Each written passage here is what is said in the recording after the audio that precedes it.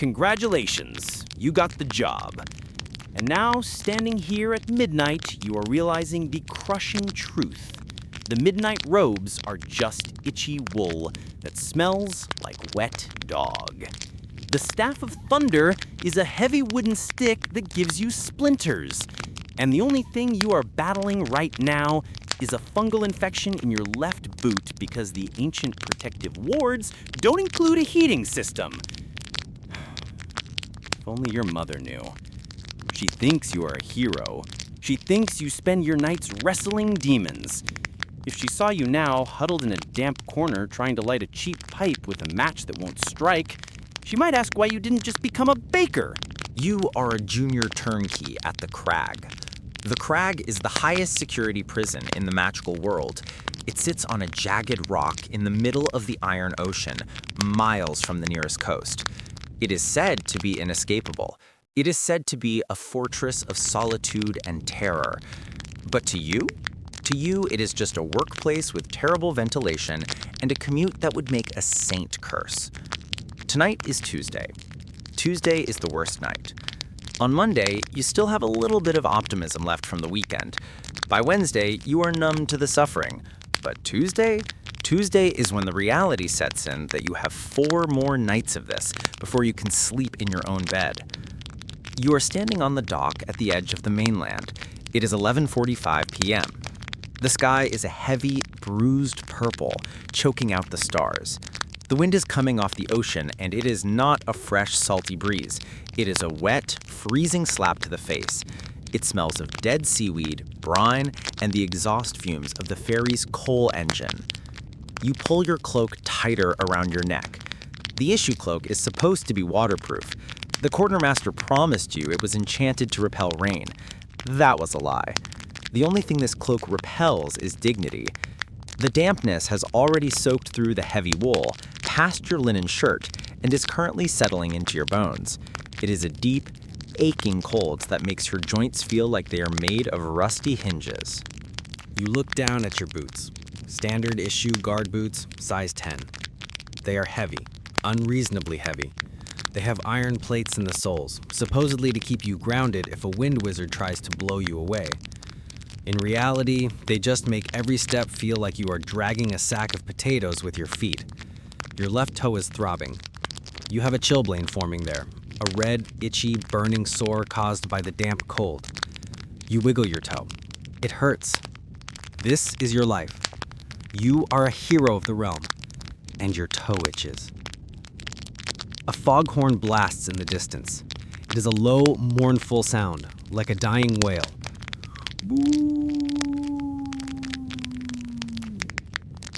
Out of the mist, the ferry appears. It is not a majestic ship. It is a flat, ugly barge made of black iron, stained with rust and algae. It doesn't glide through the water. It churns through it, fighting the waves with a mechanical anger. The ferryman is waiting for you.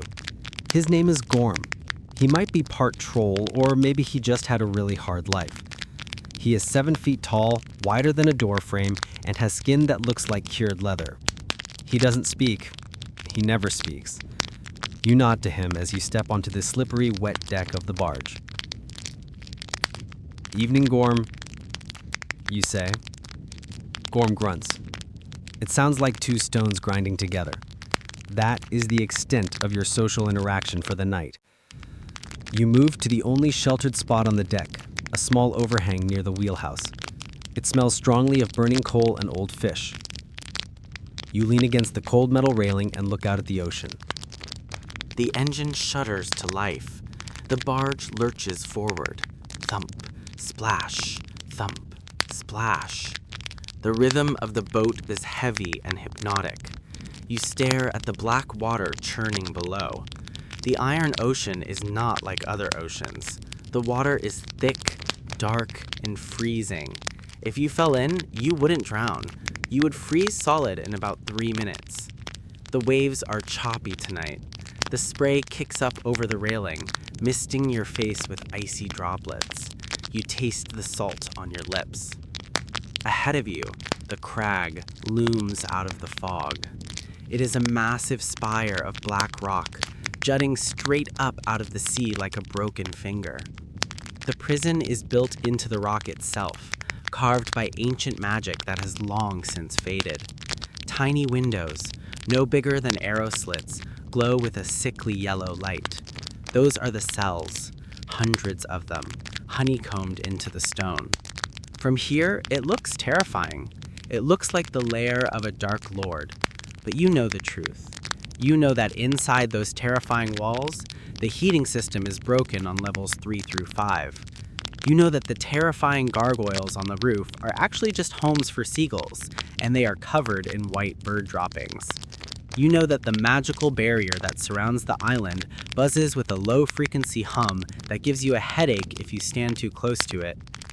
The barge approaches the dock at the base of the rock. The water here is calmer, protected by the seawall. The engines cut out and the boat drifts in. Creak. Thud. The boat hits the tire bumpers on the dock. Gorm throws a heavy rope over a bollard. He looks at you. He nods toward the prison. It's time. You sigh. You push yourself off the railing. Your legs feel stiff from the cold. You walk down the gangplank, your iron-soled boots clanking against the wood. Clink, clink, clink. You are on the island. The air here feels different. It feels heavy, oppressive. It's not just the gravity, it's the wards, the anti-magic fields.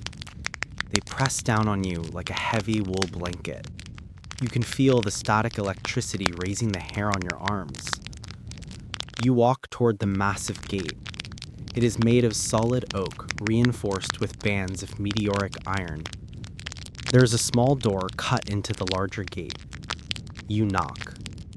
Bang, bang, bang. A slide opens. A pair of suspicious eyes looks out. It's Miller, the gatekeeper. Miller has been working here for 40 years. He trusts no one. Not even you. And you gave him a muffin yesterday.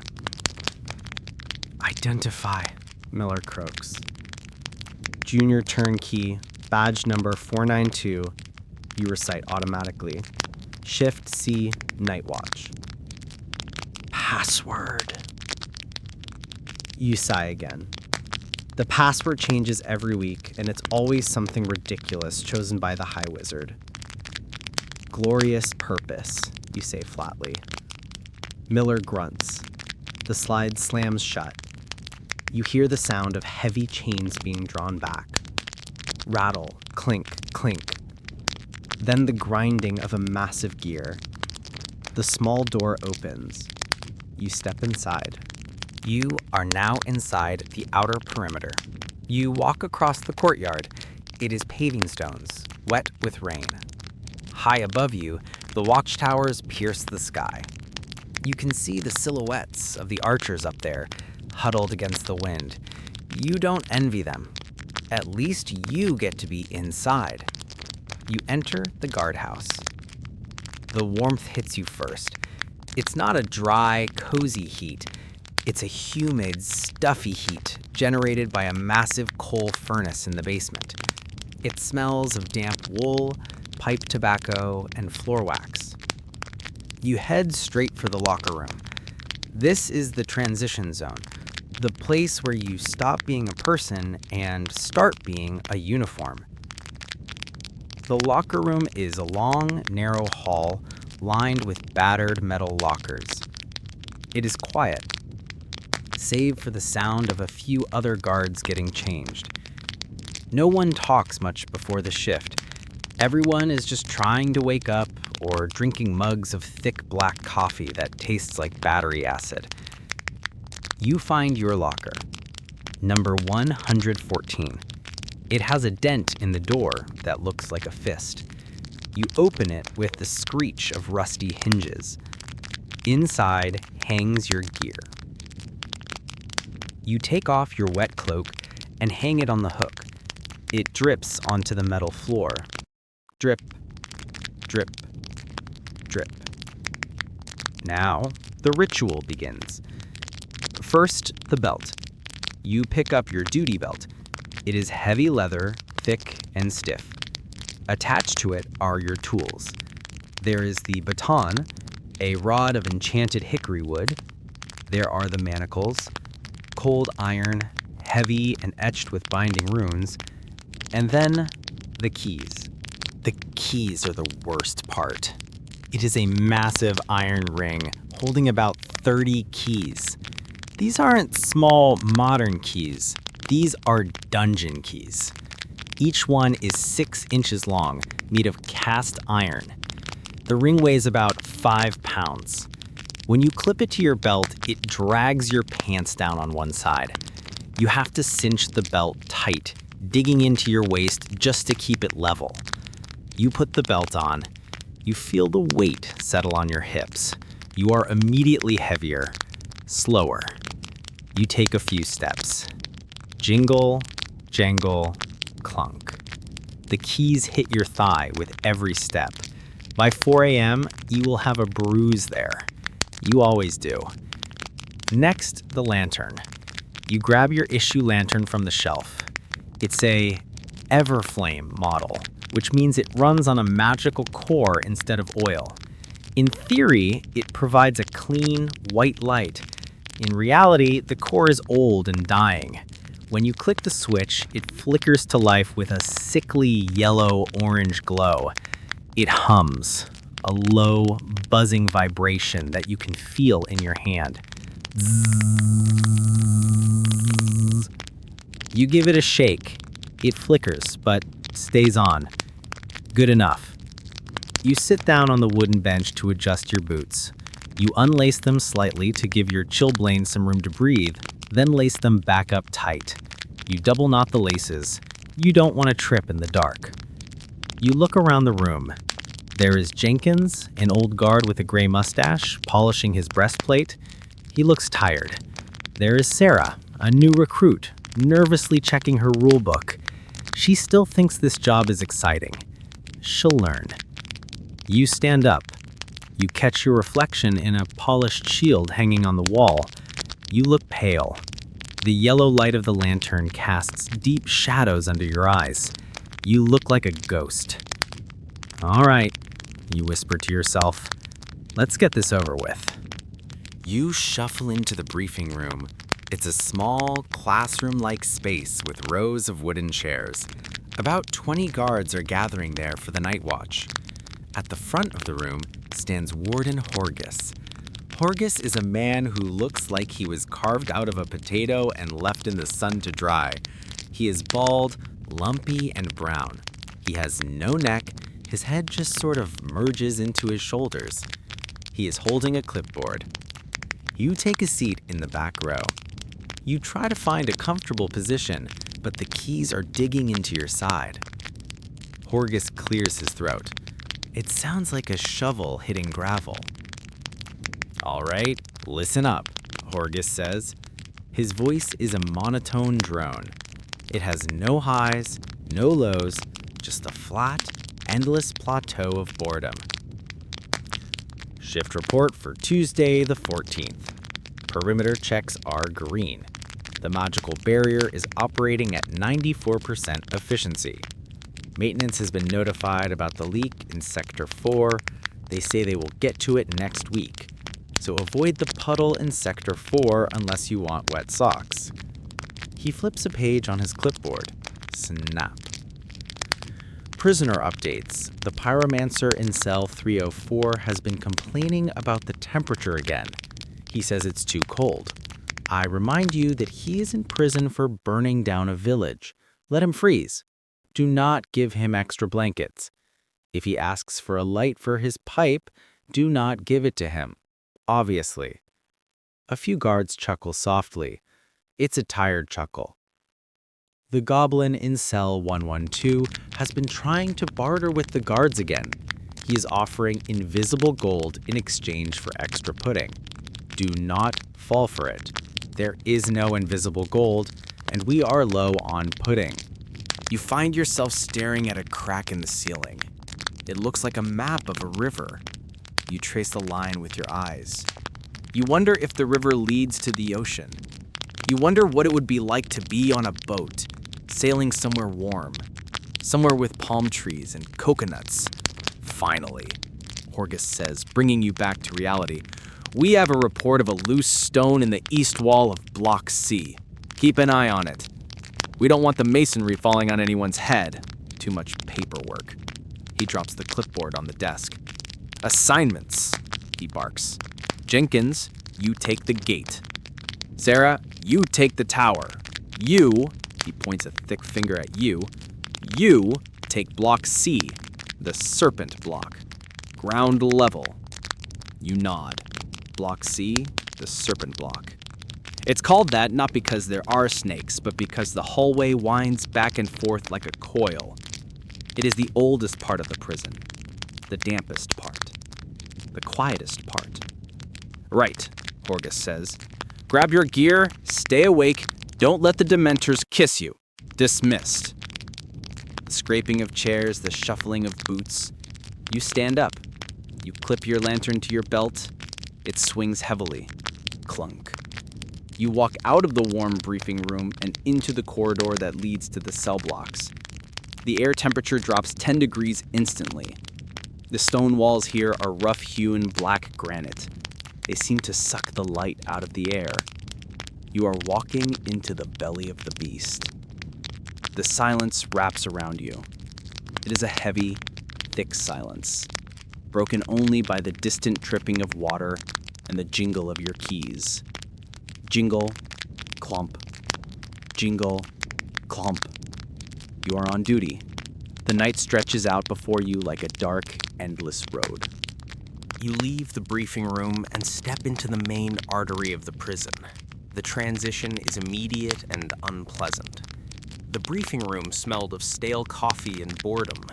The corridor smells of something much older. It smells of wet stone, iron rust, and the faint ozone tang of old magic that has gone sour. You are heading to Block C, the serpent block. To get there, you have to walk down the central spine. It is a straight, windowless tunnel that runs for a quarter of a mile through the solid rock of the island. There are no torches here. The only light comes from the lum moss growing in the cracks of the ceiling. It gives off a pale, sickly green glow that makes your skin look dead and your uniform look gray. You start walking. Clip, clop, clip, clop. Your boots on the stone. It is the only sound in the world. Jingle, jangle, jingle, jangle. The keys on your hip. They swing with a pendulum rhythm. Forward, back, forward, back. Every time they swing forward, the heavy iron ring hits your thigh bone. Every time they swing back, they clink against the baton. It is a percussion section of one. You count your steps. You do this to keep your mind from wandering into dark places. 100 steps. 200 steps. The corridor stretches out in front of you, endless and green. The air gets colder the deeper you go. You can see your breath now. Little puffs of white steam that vanish in the green light. You pull your collar up, but the dampness finds a way in. It feels like invisible fingers tracing the back of your neck. You pass the entrance to Block A, minimum security, mostly tax evaders and unlicensed potion brewers. You pass Block B, medium security, thieves and minor curses. And then you reach the heavy iron gate of Block C. You leave the briefing room and step into the main artery of the prison. The transition is immediate and unpleasant. The briefing room smelled of stale coffee and boredom. The corridor smells of something much older. It smells of wet stone, iron rust, and the faint ozone tang of old magic that has gone sour. You are heading to Block C, the serpent block. To get there, you have to walk down the central spine. It is a straight, windowless tunnel that runs for a quarter of a mile through the solid rock of the island. There are no torches here. The only light comes from the serpent block.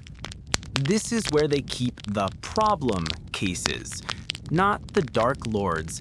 They are in the deep dungeons below sea level, but the nuisances, the chaotic wizards, the ones who turn people into newts for fun. You take the heavy iron key from your belt. It is cold enough to burn your skin. You slide it into the lock. Scritch, scratch, clunk. The mechanism is old. You have to put your shoulder into the door to get it to move. Groan. The gate swings open. You step inside. Block C is different. It isn't straight. It winds back and forth, cutting through the rock like a snake. The ceiling is low here. If you were an inch taller, you'd have to stoop. The floor is uneven, worn down by centuries of pacing guards, just like you. Your job is simple. Walk the length of the serpent. Look in every cell. Make sure the occupant is there. Make sure they are breathing. Repeat every hour until the sun comes up. You start the patrol. Cell 401. Occupant, Mad Marv, a warlock who tried to enchant a mountain to dance. Status, sleeping. He is curled up on his stone bunk, wrapped in a blanket that looks like a grain rag. He is muttering in his sleep. Left foot, right foot, chut, chut, chut. You shine your lantern on him. The yellow light washes over his face. He twitches but doesn't wake. You check the bars. Solid. You move on. Cell 402.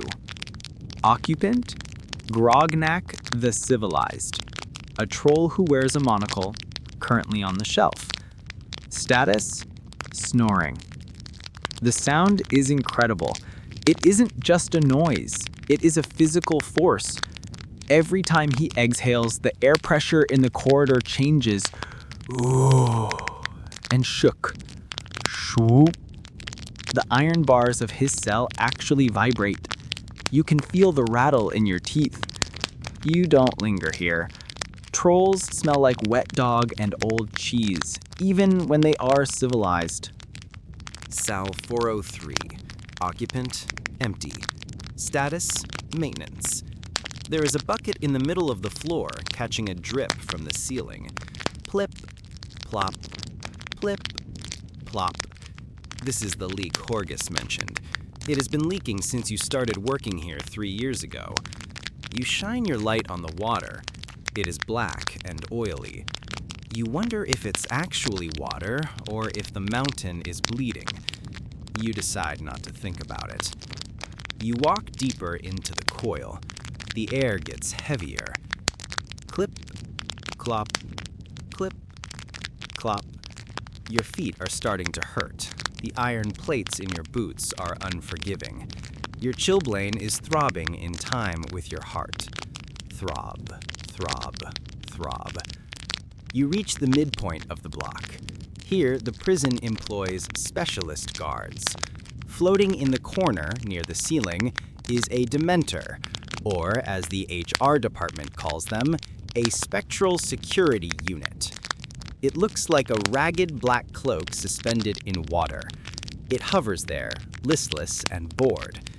The air around it is freezing. Frost patterns have formed on the stone wall behind it. You hate walking past them. It's not just the cold, it's the feeling. As you get closer, a wave of misery washes over you. Suddenly, you remember the time you dropped your ice cream when you were 6. You remember the girl who rejected you at the harvest dance. You remember that you have 40 years left until retirement. You grit your teeth. You focus on the pain in your toe. Pain keeps the misery away. Evening, you muttered to the floating rag. It doesn't respond. It just drifts slightly to the left like a piece of smoke caught in a draft. It is asleep on the job. Typical. You push past the cold spot, shivering violently. You rub your arms. Your breath is coming in ragged gasps now. You need to keep moving. Motion creates heat. The patrol continues. It is a blur of gray stone and iron bars. Cell 410. Occupant, the Whisperer. Status, awake. He is standing right at the bars. You don't see him until you are 2 feet away. He doesn't have eyes, just smooth skin where they should be. "Do you have any tobacco?" he whispers. His voice sounds like dry leaves skittering on pavement. "No," you say, not breaking stride. "I can smell it on you," he lies. "That's the warden," you say. "Go to sleep." "I don't sleep," he says. "I just wait." You keep walking. You feel him watching you, even without eyes. Cell 415. Occupant, a minor illusionist. Status, trying to be funny. As you pass, the floor in front of you disappears, replaced by a pit of spikes. You don't even flinch. You step right onto the spikes. Your boot lands on solid stone. The illusion flickers and vanishes. "Nice try, Steve," you say. From the bunk, a voice grumbles. "One of these days you'll fall." "Not tonight, Steve. Go to sleep." It is monotonous. It is boring. It is the same thing every night, forever. The excitement of magic is gone, replaced by the reality of incarceration.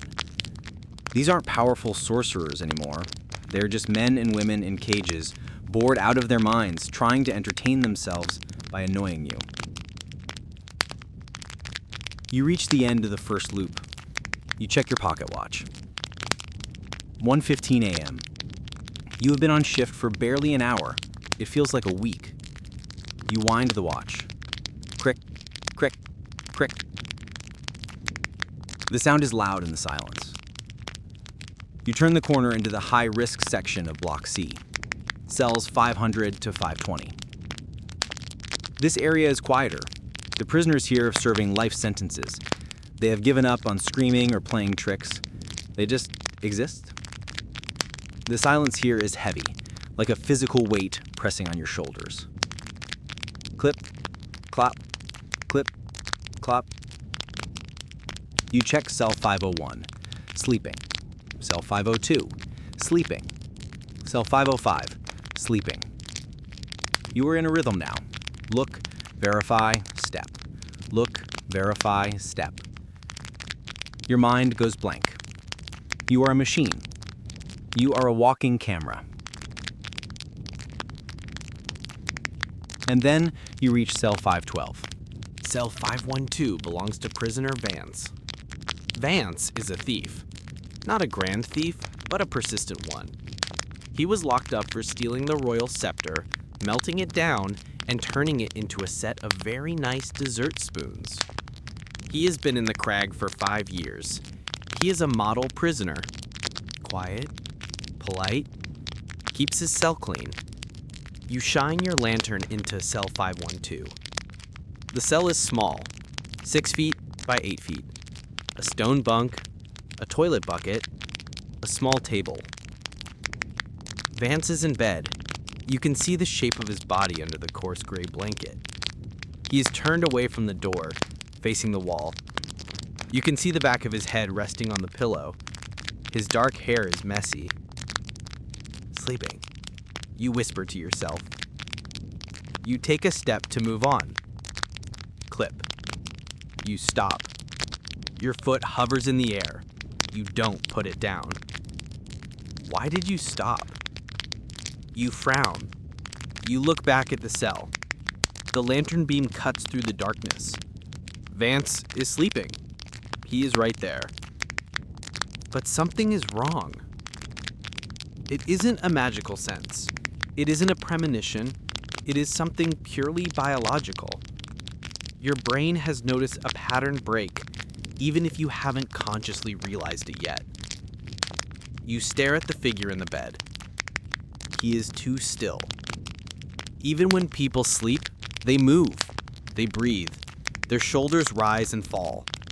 The blanket shifts microscopically. Vance is as still as the stone bench he is lying on.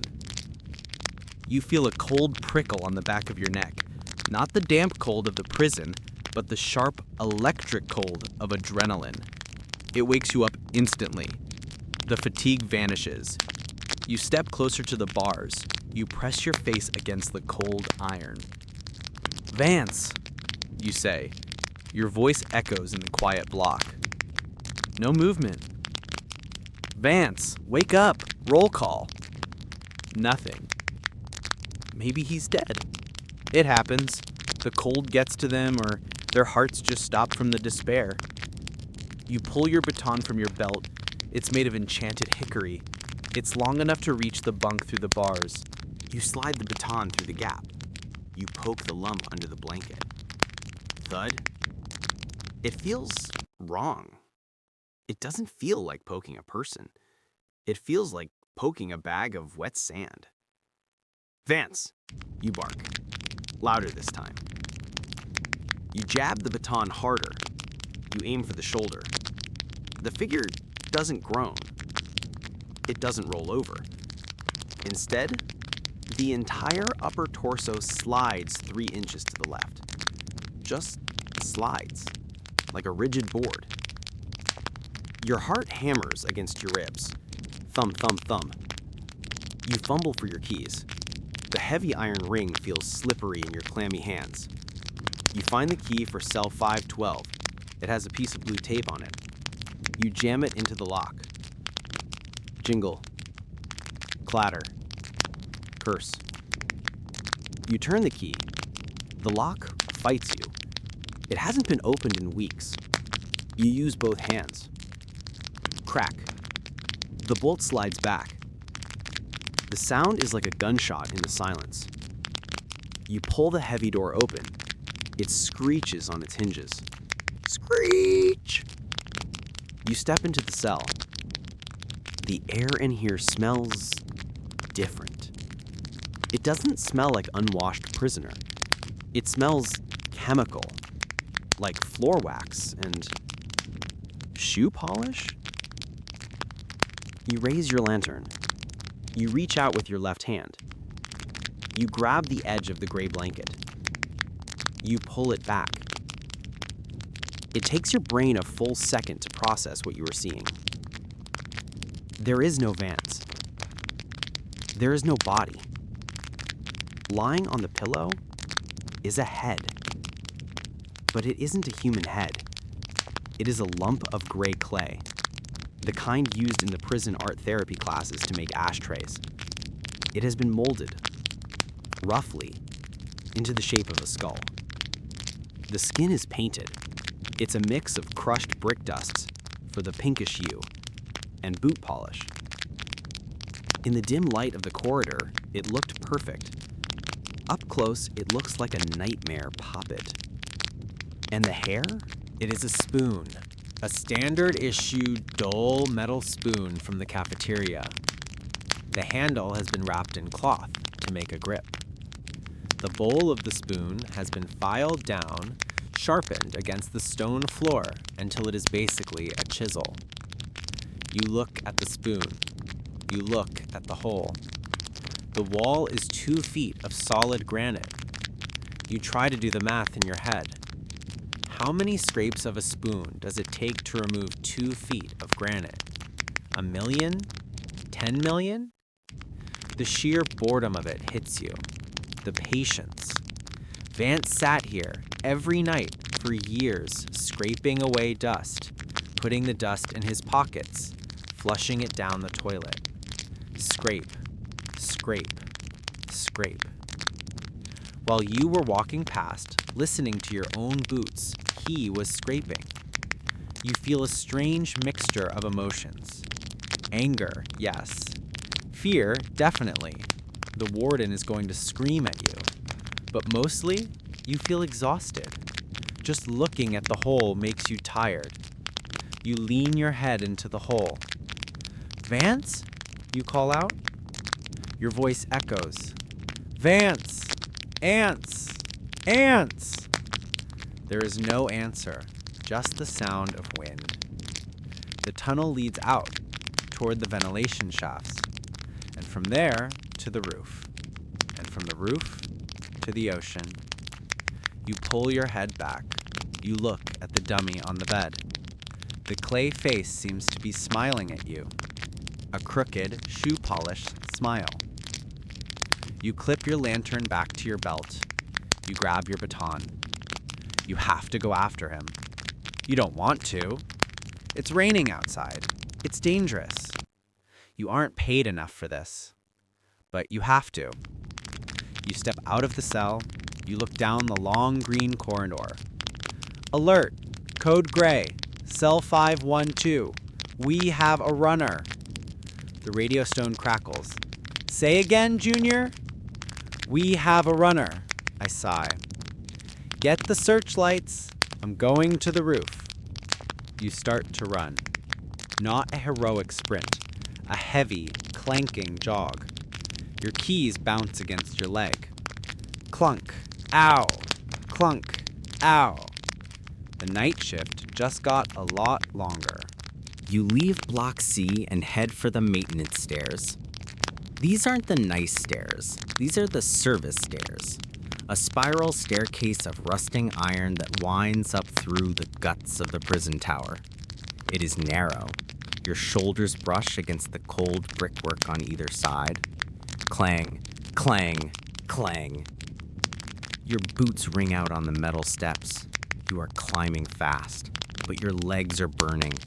You have been standing for hours and now you have to climb 20 flights of stairs. The air changes as you climb.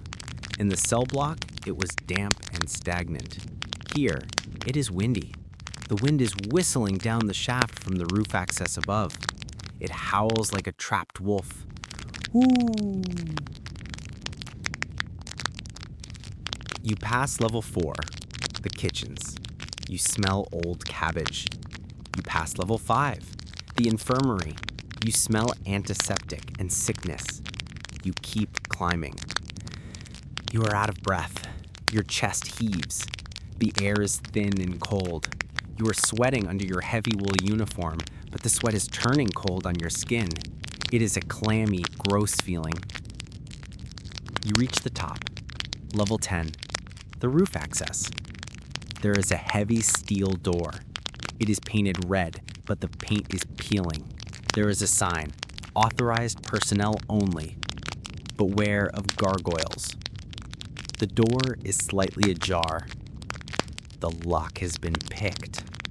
You look closely. Scratches on the keyhole. He didn't use magic. He probably used a piece of wire from his mattress. You push the door open. Screech bang! The wind catches the door and slams it against the wall. You step out onto the roof. You step out onto the roof of the crag. Screech! Bang! The heavy steel door slams shut behind you, caught by the wind. You are instantly assaulted by the elements. If you thought the ferry ride was cold, the roof is a different dimension of misery. Here, there are no walls to block the wind. The gale is coming straight off the iron ocean, unhindered for 1,000 miles. It hits you with the force of a physical blow. You have to lean forward just to stay upright.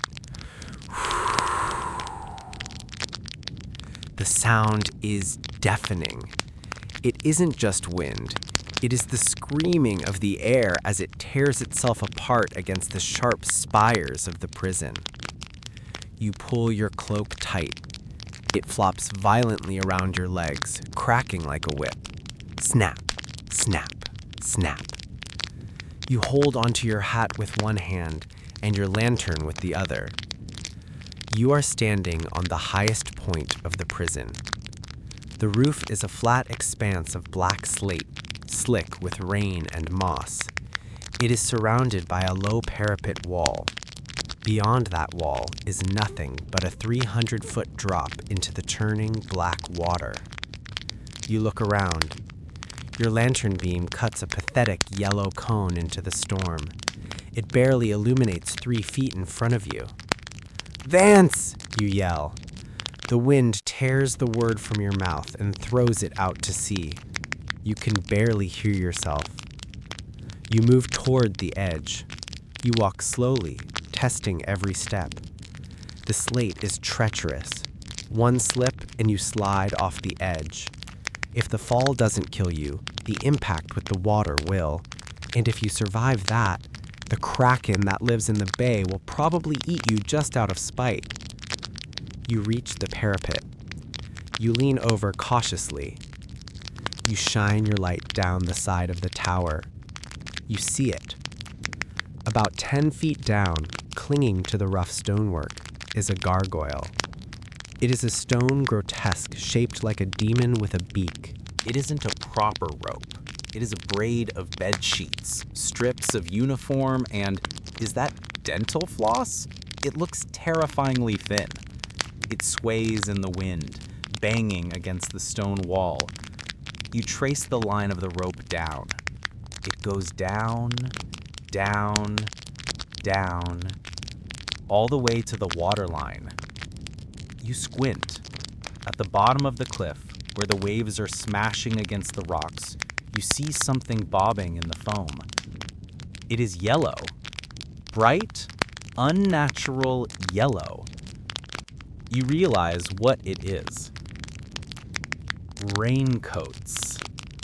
The prison issues bright yellow raincoats to the inmates who work in the garden detail. Vance must have been stealing them, one by one, hiding them in his mattress. They have been inflated, likely with a simple breath-holding charm or just tied off tightly. They are lashed together to form a crude, lumpy raft. There is no one on the raft. You scan the water. The waves are 10 feet high. They crash and boil.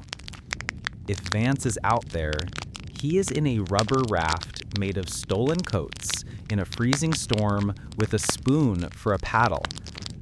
You watch the yellow speck bobbing in the darkness. It disappears into a trough, then reappears on a crest. It is moving away from the island, slowly. You feel a strange emotion. It isn't anger. It isn't panic. It is pity. You imagine Vance right now, wet, freezing, paddling for his life, probably regretting every decision that led him to this moment. You stand there for a long time. The rain runs down your nose. Your boots are filling with water. You have a choice. You could try to cast a summoning charm.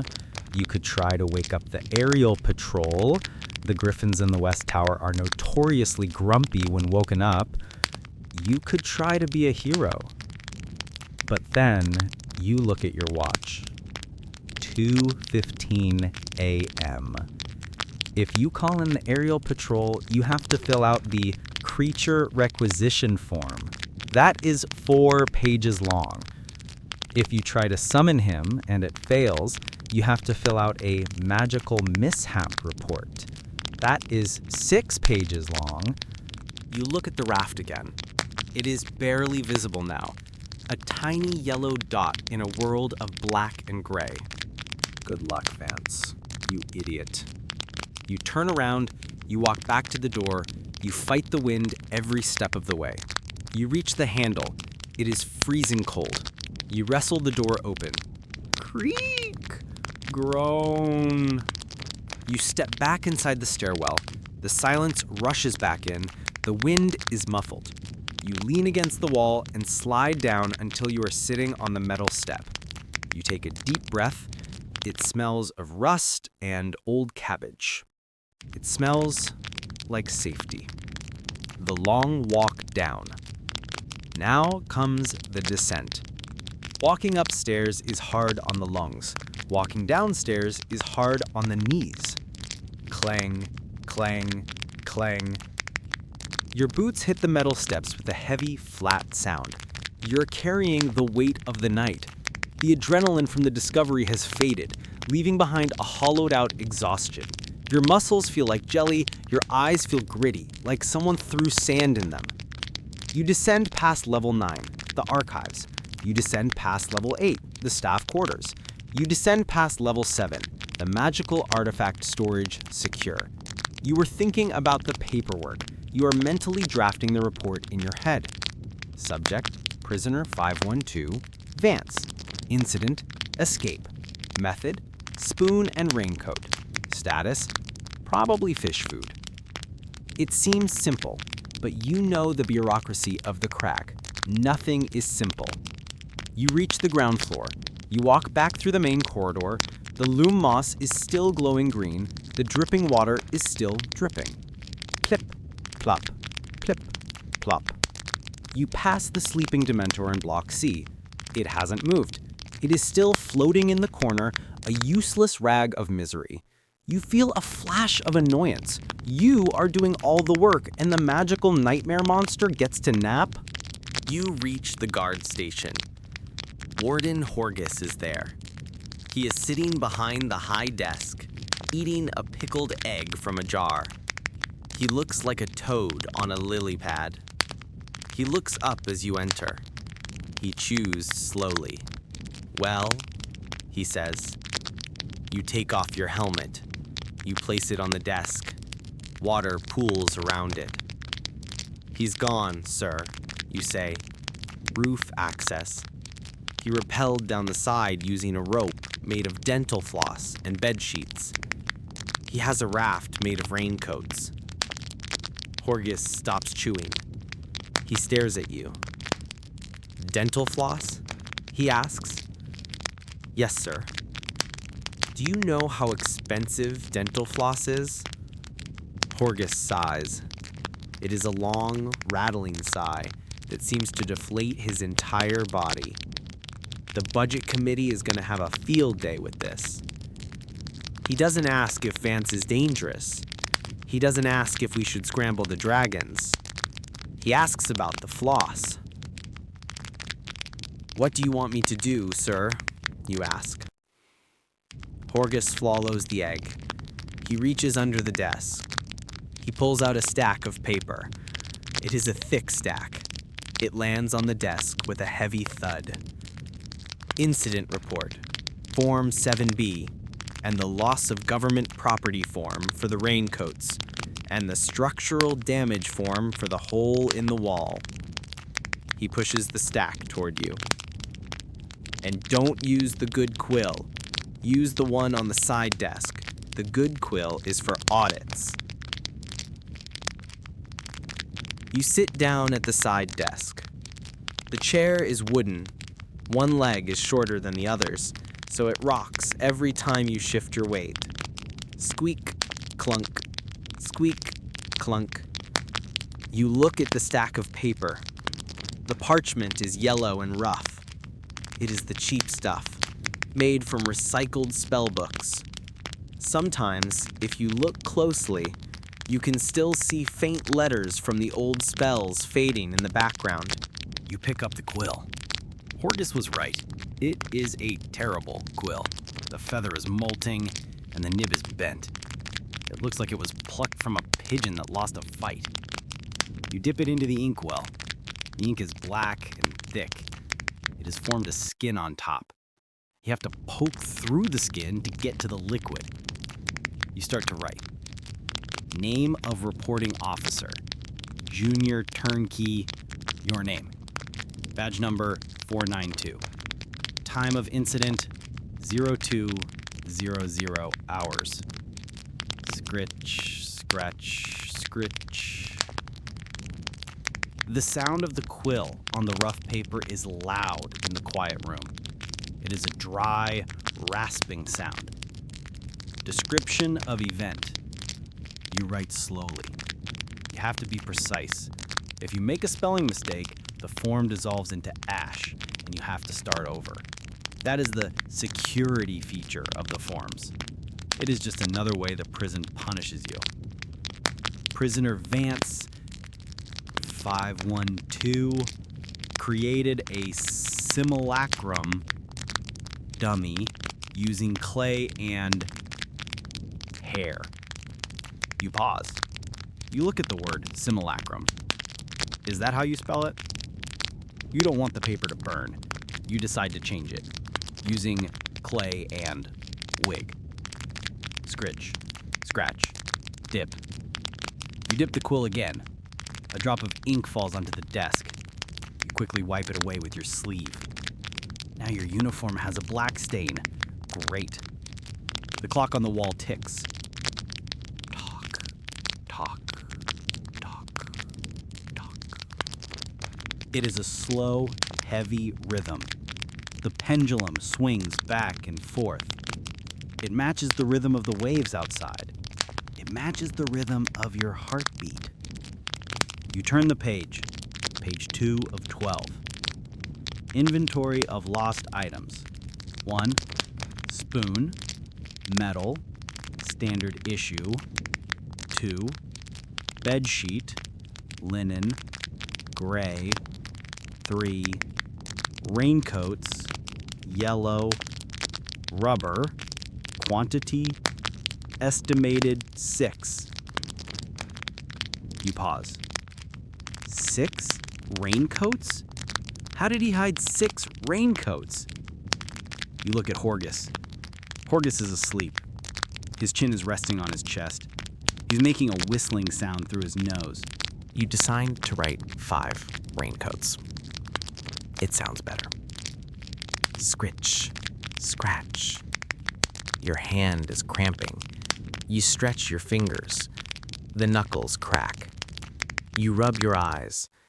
The lantern light is buzzing. Zzz. You feel yourself drifting. The boredom is a physical weight. It is pressing your eyelids down. You could just put your head on the desk. Just for a minute. The paper smells like dust and vinegar. It's not a bad smell. It's a library smell. You jerk your head up. No, stay awake. Finish the form. You force your hand to move. Preventative measures taken.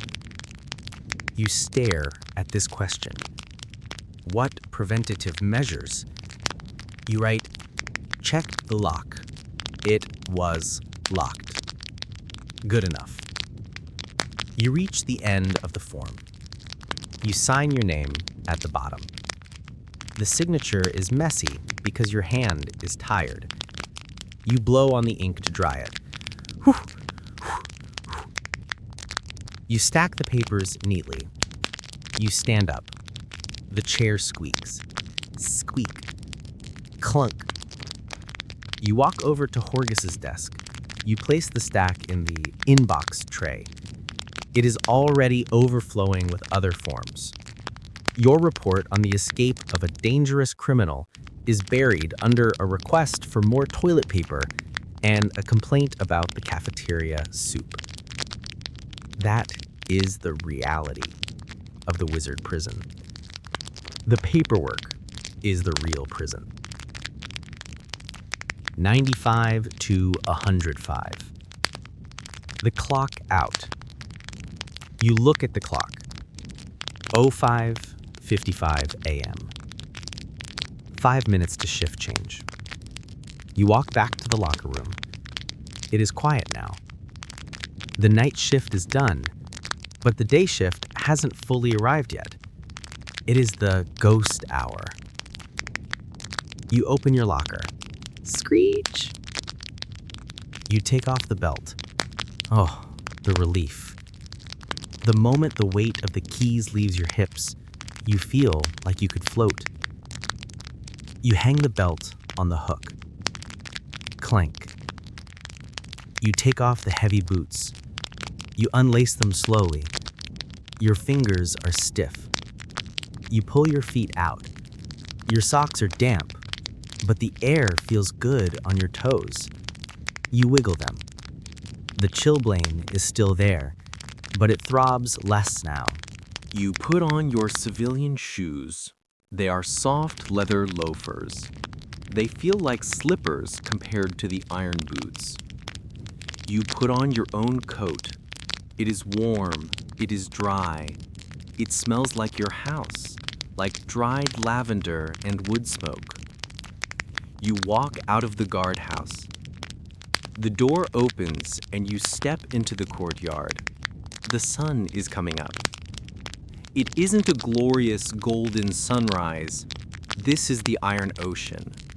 The sunrise here is a gradual lightening of the gray. The sky turns from black to slate to the color of a bruised peach. The rain has stopped. The air is still cold, but it is a morning cold now. Crisp, clean. The storm has blown itself out. You walk to the dock. The ferry is waiting. Gorm is there. He looks exactly the same as he did when you arrived. He hasn't moved. You wonder if he is actually part of the boat. You step onto the barge. Thump. A few other guards from the night shift are there. No one talks. You all just nod at each other. A silent brotherhood of the tired. The engine rumbles to life. The boat pulls away from the crag. You stand at the railing, looking back. The prison shrinks in the distance, the black spire against the gray sky. The yellow lights in the windows are flickering out, one by one. You think about Vance, out there in the vast gray ocean. Is he cold?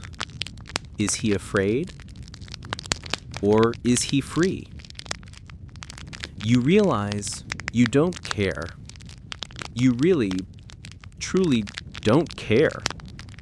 That is his problem now. Your problem is done.